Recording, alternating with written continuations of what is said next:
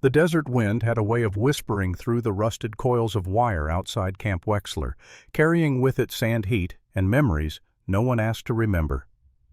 Private First Class. Luke Harrigan stood at the edge of the yard, with sleeves rolled, sweat streaking the dust along his forearms as he lifted another empty training grenade casing from the bin. Dude Corporal Mendez groaned behind him, leaning against a sun-bleached wall. "You're doing it again." Luke didn't look back. He simply stacked the casing carefully onto the ever-growing mound at his feet. "Doing what again?" that Mendez said, pointing with a lazy flick. "Your Museum of Metal Eggs. They're training casings," Luke corrected, wiping his brow with the back of his wrist. "They're junk," Mendez said. "Useless, rusted, busted. Like, what's the plan, man? You building modern art. A shrine, you finally losing it out here." Luke let the comment slide. He always did. The truth was complicated, and he wasn't ready for complicated. Not now, not with the heat pressing into his skull and the weight of the past 7 months tightening around his lungs. But he did know one thing: every casing he stacked mattered. Maybe not to the others, maybe not yet, but to him they were pieces of something larger, something he couldn't explain without reopening old wounds that hadn't fully healed. Captain Rourke came striding across the yard, a tank of a man with a perpetual sunburn and a voice that could sandblast concrete. Harrigan Luke snapped upright.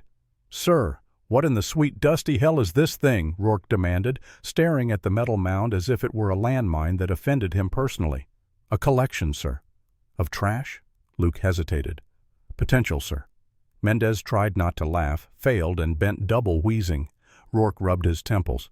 "Harrigan, unless you tell me this is part of an engineering class or an officially sanctioned psychological coping mechanism, I'm gonna—" But a shout cut across the yard. Package drop incoming. 3 dusty trucks rolled through the gate tires, kicking up waves of sand. Crates thumped onto the ground, stamped with hazard symbols and logistics codes. The company surged forward to unload everything from rations to parts to, yes, more grenade casings. Mendez slapped Luke's shoulder.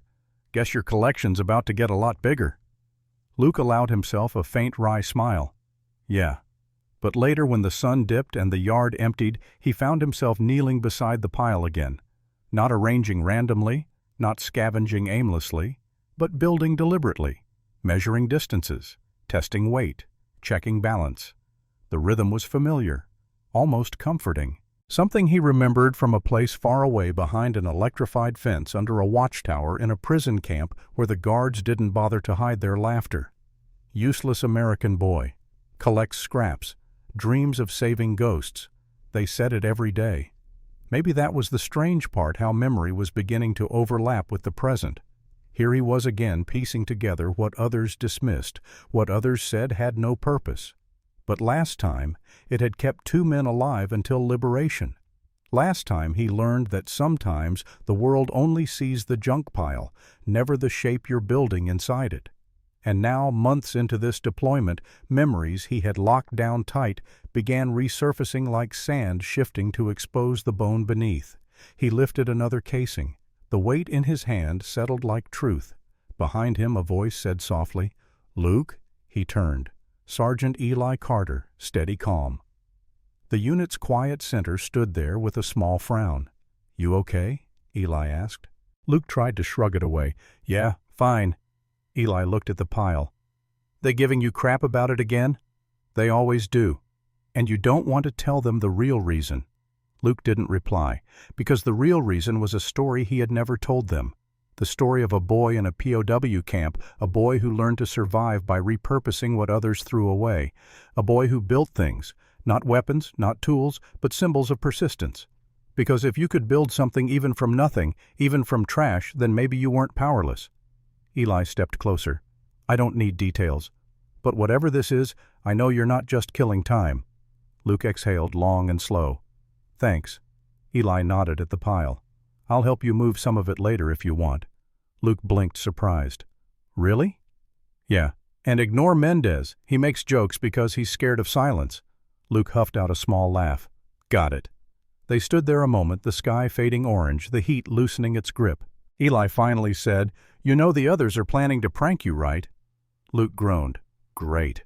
Something like anger flickered across Eli's expression. "They shouldn't. They don't know what you've been through. No one needs to know." "But maybe," Eli said quietly, "someday you should tell them." Luke didn't answer. He wasn't sure what scared him more, telling the story or letting it stay buried until it cracked him from the inside. That night, long after lights out, laughter erupted in the yard. Something clattered. A trash can boomed. Someone yelled, "Look! The grenade!" Goblin left his treasure unattended. Luke froze in his bunk, fists clenching the blanket. The next morning, the pile was rearranged into a crude sculpture resembling a giant chicken. Someone had stuck a cardboard beak on the top and drawn googly eyes with a marker. Mendez choked on his coffee. "Dude, they made you a mascot." Laughter spread. Luke stared at it, at the mockery of what little he'd built, feeling a mix of humiliation, helplessness, and the heavy weight of memory trying to break through. Eli nudged him. "Luke, you don't have to take this." But Luke only whispered, "It's fine." It wasn't. And things were about to get worse because 24 hours later they would be ambushed, cut off, surrounded, pinned against a ridge with seconds to live. And the only thing that would stand between the unit and a massacre was the useless pile of junk they mocked. 19 seconds, just 19. But those 19 seconds would rewrite everything they thought they knew about Luke, about forgiveness, about the quiet ways war scars a man, about what it means to build meaning from what others discard. And none of them, not even Luke, could imagine how that moment would echo long after the war was over. The ridge carved a jagged line against the morning sky as Alpha Team moved through the ravine in a loose, staggered column, boots crunching over shale and powder-dry sand. The forecast promised another blistering day, but the air still held a thin chill that clung to the rocks before the sun claimed them. Luke kept his place near the middle of the formation, rifle slung, eyes scanning the uneven terrain. It should have been a routine patrol walk. Observe, report, head back before noon fried the circuits on their comm units. But something gnawed at him, a subtle shift in the wind, a silence too thick, a rock that felt displaced. Eli slowed his pace until he was beside him. "You feel it too?" Luke nodded slightly. Rourke called back from the front, voice thundering down the line. Eyes sharp. "I want visual sweeps every 30 seconds. The squad obeyed, though most of them assumed this was just another of Rourke's routine intensity spurts. But Luke knew better. Rourke rarely barked without reason. The man had instincts honed over 20 years and 3 wars. If he sounded on edge, there was cause. Luke adjusted the strap on the small sling bag at his side. The others thought it contained extra ammo or water. Only Eli knew it held components, bits of metal weighted casings, small contraptions Luke had assembled from the useless pile. For weeks he had tweaked them, refined them, tested how they rolled, how they dispersed weight, how they could create directional shock without live charge. He didn't think he'd ever need them. He hoped he wouldn't. But hope and war rarely agreed. The canyon narrowed walls rising steeply. A poor place to walk, a worse place to get stuck. Mendez jogged up behind them, panting lightly. "You two paranoid weirdos smell danger again." Eli gave him a look. "Shut up, Mendez. I mean, don't get me wrong," Mendez said. "I respect the Harrigan sense. But 9 times out of 10, you're just smelling your own fear." Luke managed to smirk. "Maybe." But his hand drifted to the bag again, an unconscious motion. Eli noticed. "Luke," he murmured, "don't go into that place unless you have to." Too late. His mind was already trying to map escape routes, calculate blast arcs, analyze angles, skills he hadn't consciously used since the POW camp. Up ahead, Rourke held up a fist. The team froze instantly. Silence fell. Dust drifted from the cliffs above them, just a few grains at first, then more. Mendez whispered, "That's not good." Something metallic clicked. A sound Luke knew intimately. "Down," he shouted, barely a heartbeat before the world erupted.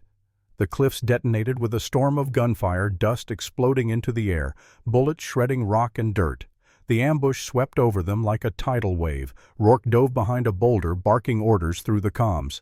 "Contact right, contact high, form defensive." Mendez screamed, "Cover! Find! Cover!" The team scrambled, pinned by suppressive fire raining from above. Chips of stone sliced through the air. The echo made everything disorienting. Every sound seemed to come from everywhere at once. Luke scanned quickly.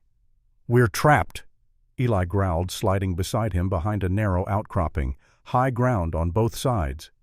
"They planned this," Luke said, voice steady, despite the adrenaline consuming him. "Funneled us here." Rourke crawled toward them, slamming his shoulder into cover. "We're boxed in. They've got the ridge locked. We can break left," Mendez said, breath frantic. "No," Luke said immediately. "They'll mow us down." Mendez looked at him, panicked. "Then what? We sit here until we're Swiss cheese." Gunfire cracked overhead like thunder. Dust blasted around them, spraying their helmets. Luke reached into the sling bag. Eli's eyes widened. "Luke, trust me," he said. Rourke saw the motion. "Harrigan, what the hell do you think you're doing?" Luke's fingers closed around one of the custom-weighted casings, smooth, cool, perfectly balanced. "It'll work," Luke said. "What will work?" Mendez yelled. Luke looked up toward the ridgeline. They're dug into two firing clusters, one left, one right. They overlapped fields of fire to pin us. But they didn't anticipate scatter geometry. Rourke frowned. English Harrigan. They didn't expect someone to throw something that splits. Eli inhaled sharply. "Luke, the prototypes." Luke nodded. "What prototypes?" Mendez demanded. Luke pulled out the three-piece cluster device he had built from scavenged casings. "These," Mendez blinked. "Those are fake grenades. They don't even explode." "They don't need to," Luke said. "Not for what I'm planning." Rourke looked torn between fury and confusion. "You want to throw scrap metal at an entrenched ambush?" Luke met his gaze, calm and steady. "Yes, sir." Gunfire screamed overhead again, peppering the stone. Rourke swore, "We've got 19 seconds max before someone's hit." Luke spoke quietly but firmly. "Then give me 19 seconds." Rourke hesitated. It was the longest hesitation Luke had seen from him. Finally, "Do it." Luke moved instantly, sliding out from cover on his stomach, every instinct from his POW days firing at once. He picked his target, an angled rock ledge 40 feet up where the left side shooters were hunkered. He threw, not like a soldier, like a survivor who had learned the physics of arcs by practicing with stones when no one was watching. A throw that curved slightly on purpose. The device spun, then split mid-air, separating into three weighted casings connected by thin wire. They struck the rock, and the world reacted exactly as he designed. The casings didn't explode, but the impact released small compressed charges built from scavenged signal flare components. Just enough force to send a shock blast of dirt and rock upward directly into the faces of the ambushers. A scream. Gunfire ceased abruptly on the left side. Luke had already grabbed the second device. "Go again," Rourke shouted. Luke hurled it to the right ridge. This time the casings detonated the loose shale he'd noticed earlier, triggering a localized rock slide. Nothing lethal, nothing collapsing the ridge, but enough to disorient and disrupt the entire firing line. Gunfire wavered. For the first time since the ambush started, Alpha Team had a window. 19 seconds. Rourke roared. "Move!" The team surged upward, splitting into flanking groups. Mendez and Eli sprinted beside Luke, firing controlled bursts as they climbed. The ambushers were still recovering, coughing, blinded, scrambling. It was chaos, precisely what Luke needed. Eli grabbed Luke's shoulder as they reached the first ridge. "You mad genius. You actually watch out." A fighter lunged at them, raising a rifle. Mendez tackled him, the two of them rolling dangerously close to the edge. Eli dragged Mendez back just in time. Luke fired once clean. Rourke and the others swept the ridge, securing both positions within seconds. 19 seconds. Exactly 19. When the last shot faded, silence crashed over the canyon. Mendez leaned against a boulder, panting, staring at Luke. "Bro, your trash pile just saved us." Rourke approached slowly, studying Luke with an expression unfamiliar on the captain's face. "Respect. What you did back there," Rourke said quietly.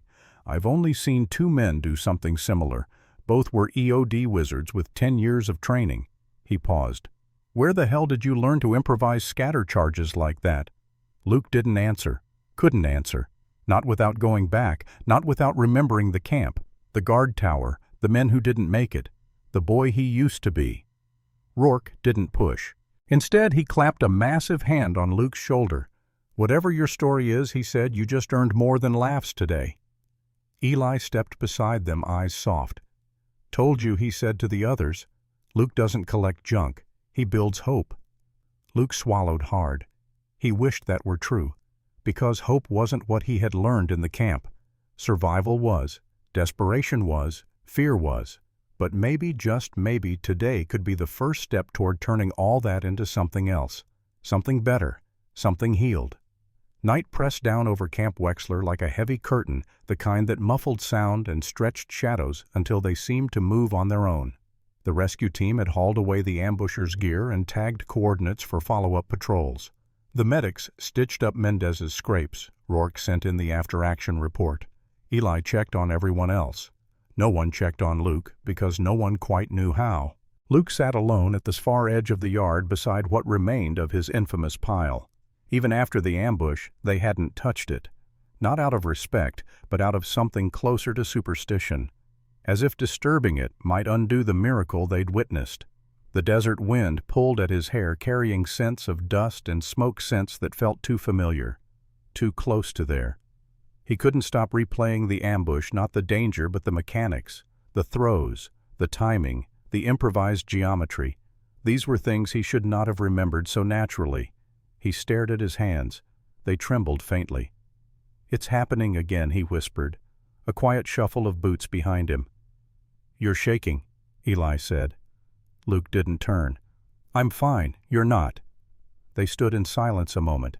Eli sat next to him, close, but not imposing, giving Luke room to breathe.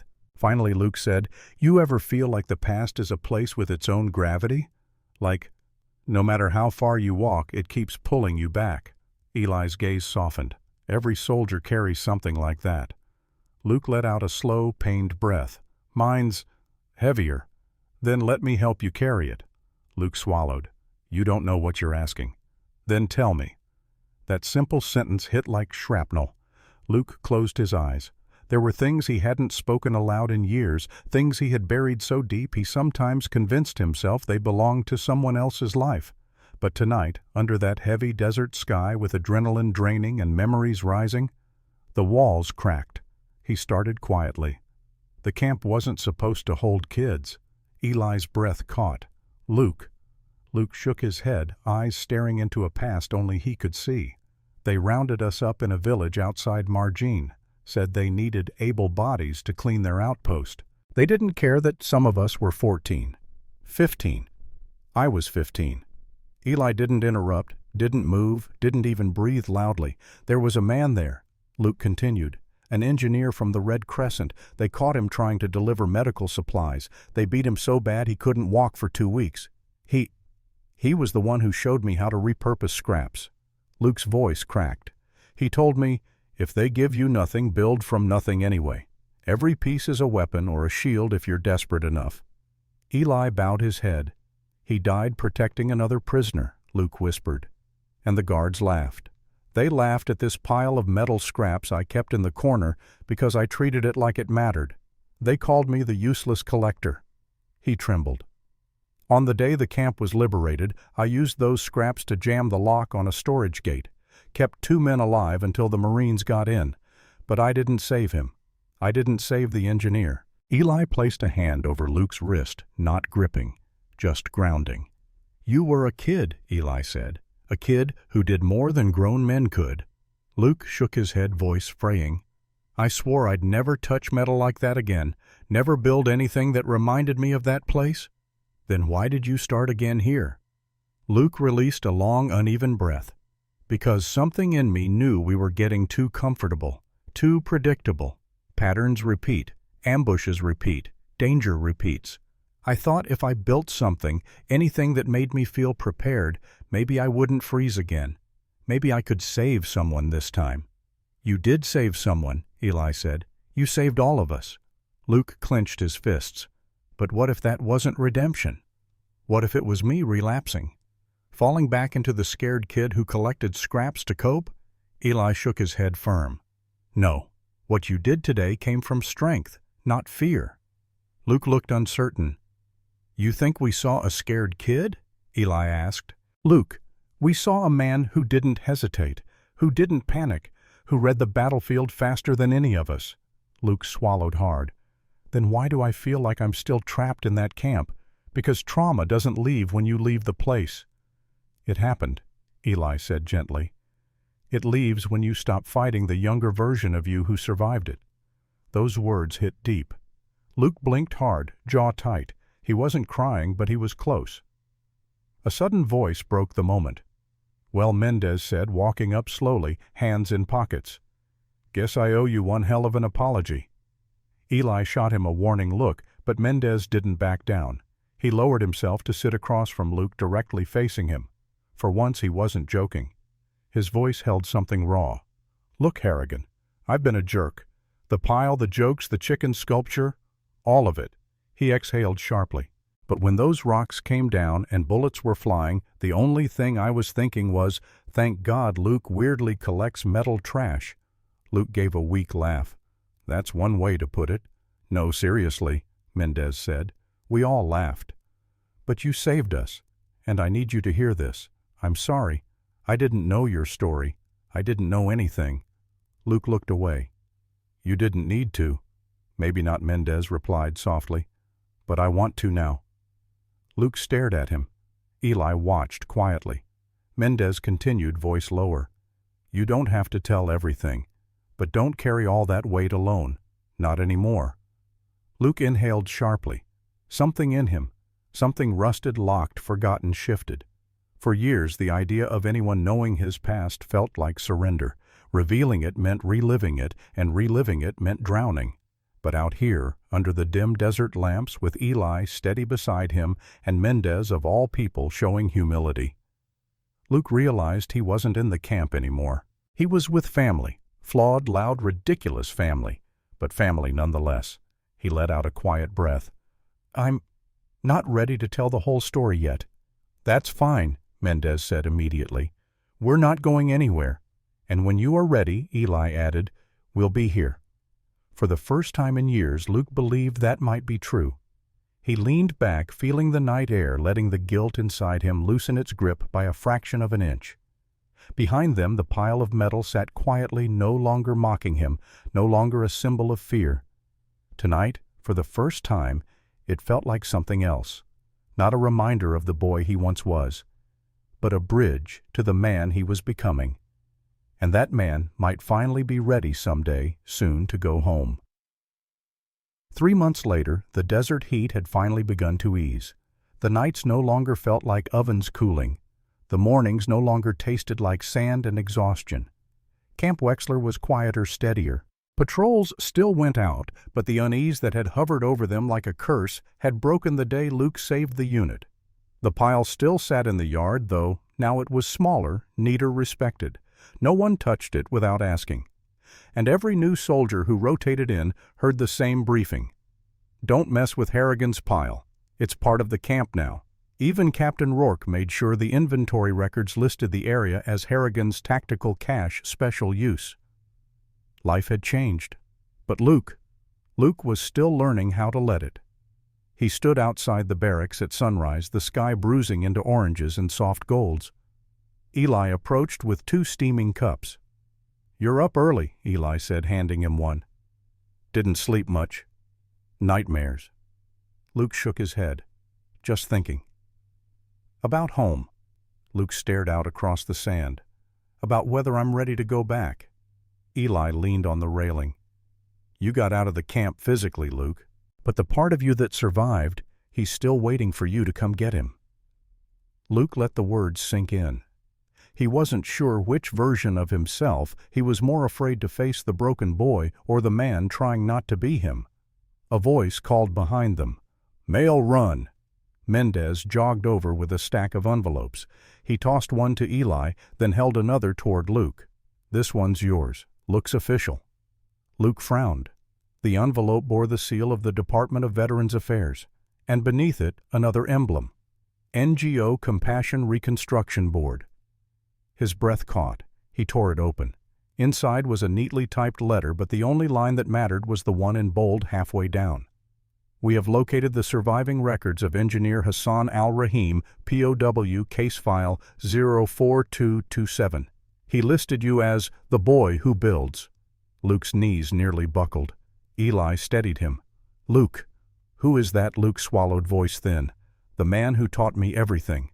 The one I failed. Eli didn't hesitate. We'll read it together. They went inside the barracks. Mendez followed without being asked. No one questioned it. They were a unit. Luke read the letter slowly. Hassan had left testimony. Detailed notes about the camp. Lists of names. Accounts of resistance. Mentions of a boy who collects scraps with purpose. Hassan hadn't laughed at him. He hadn't mocked him. He had believed in him. The letter ended with, "If this boy survived, tell him nothing he built was useless." He turned a graveyard of metal into hope. Luke covered his mouth. He didn't cry. Not fully, but one tear slipped down before he wiped it quickly. Mendez swore softly. Damn, man. Eli put a hand on Luke's back. No words, none needed. After a long moment, Luke whispered, "He forgave me." "You never needed forgiveness," Eli said gently. "You were a child." But now, Luke said, voice steadier, "I can finally forgive myself." The homecoming. 2 weeks later, Luke boarded the transport plane home. Rourke clapped his shoulder at the ramp. "You did good, Harrigan. Better than you know." "Thank you, sir." Rourke leaned in quietly. "And if anyone asks about the scrap tricks, tell them you learned from the best. But don't tell them it was a POW guard tower. Some stories belong to us." Luke nodded gratefully. "Yes, sir." The flight home was long but not heavy. For once, Luke didn't feel like he was running from shadows. He felt like he was walking toward something. His mother was waiting at the airport, hands shaking, tears falling before he even reached her. "Oh, Luke," she whispered into his shoulder. "You're different." He closed his eyes. "I'm trying to be." She pulled back, cupping his face. "You survived." He nodded. "And now, I'm ready to live." The reunion that mattered. Months passed. Luke received therapy, spoke with veterans, rebuilt routines. He sent a letter to Hassan's surviving relatives through the NGO. They wrote back with kindness that softened something in him. But it wasn't until fall that the most unexpected reunion happened. Luke visited a military museum that had asked him to speak about adaptive field improvisation. They wanted to showcase one of his recovered casings as an example of ingenuity under fire. He was nervous. He practiced what to say. But when he walked into the gallery, someone gasped. A man older, walking with a cane, stumbled toward him. "Are you—" the man rasped. "Are you the Harrigan? The boy from case 04227? Luke froze. "You knew Hassan." "I was in the camp," the man said, voice trembling. "I was one of the two he sheltered. The night we hid behind the storage. You jammed the gate with those scraps. Son, you saved my life." Luke swayed. I didn't know anyone survived." The man's eyes filled. "I've been trying to find you for years, to thank you." Luke couldn't breathe. The reunion punched through him, not like pain, but like release. Like the world finally putting something back where it belonged. They sat. They talked for an hour. The man told him stories of Hassan's final days, of how much the engineer believed in Luke, of how he called him the boy with the hands of a future. Luke laughed, cried, shook, breathed. And somewhere in the middle of that conversation, Luke Harrigan finally became whole. Not healed completely, not wiped clean, but integrated. A man who carried the boy with him instead of burying him. Symbols. A year later, Luke returned to Camp Wexler as a guest. The pile was still there, smaller, protected by a simple plaque, the scrap heap that saved Alpha Team, a symbol that nothing built in hope is ever useless. New soldiers touched it for luck. Luke smiled. Eli and Mendez waited beside him. "You good?" Eli asked. Luke nodded. "Yeah, I think I am." He reached down, picked up one old casing, rubbed his thumb across the dented metal, then placed it back gently. Not as a burden, not as a trauma, but as a symbol. A reminder that broken pieces could still protect, still matter, still save. Eli nudged him with a grin. So, hero, what now? Luke looked toward the horizon. I build, he said simply. Not from fear anymore, but from purpose. The wind moved past them warm and calm, and for the first time since the camp, Luke breathed without feeling watched, without guilt, without weight. He was no longer the boy who collects scraps. He was the man who turned scraps into salvation, the man who saved his unit in 19 seconds, the man who forgave himself. And as the sun dipped low across Camp Wexler, Luke Harrigan walked forward lighter, steadier, whole.